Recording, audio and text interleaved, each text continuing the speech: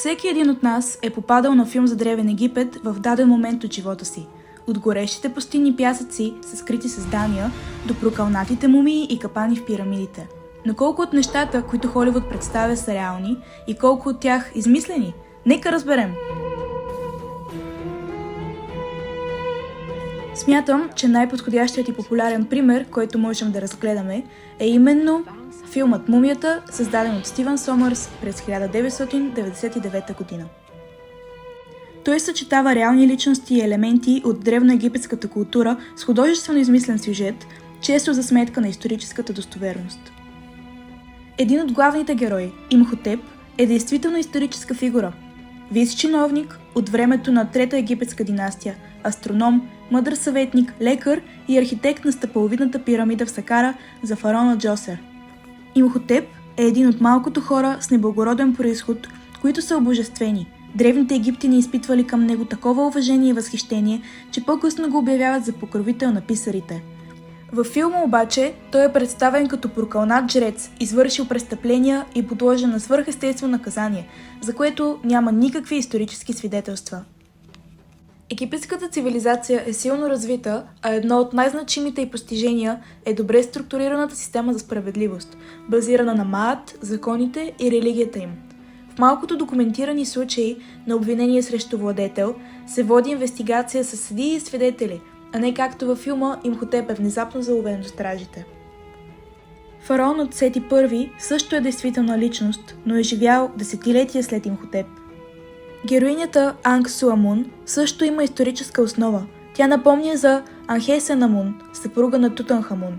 Във филма обаче персонажът е използван като част от фикционален романтичен сюжет, който няма връзка с известните факти от египетската история.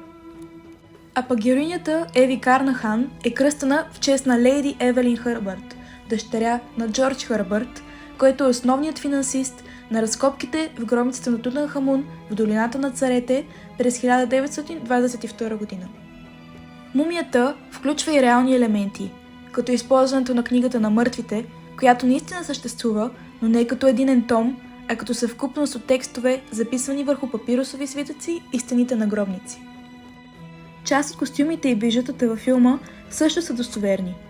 Добър пример за това е бижуто на Анксунамун, огърлица на Ситатурионет с името на Сенвосред II, реален египетски артефакт. Иероглифните надписи, които срещаме във филма, също са достоверни, както и някои от думите на египетски и арабски език. Меджаите са действителна група от елитни военни полицаи в Древен Египет. Джамал означава Камила на арабски.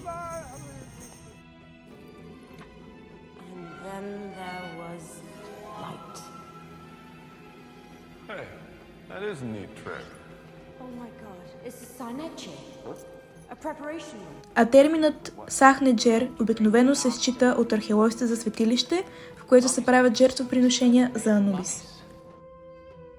Запознатите ще открият много географски несъответствия във филма. Хамон-Аптра, градът на мъртвите, не съществува, а разположението на Тива, пирамидите, Сфинкса и центъра на Кайро също е неправилно. Но най-сериозното изопачаване на факти във филма е представянето на мумификацията като форма на жестоко наказание, включително идеята за мумифициране на живи хора, практика, за която няма доказателства в египтологията. Имхотеп е осъден на клетвата Хомдай, най-лошото от всички древни проклятия, но Хомдай е измислена концепция. Проклятията в Древен Египет, макар и реално присъстващи като текстове в гробници, не са магически капани, а по-скоро предупреждения и символични заплахи за тези с лоши намерения.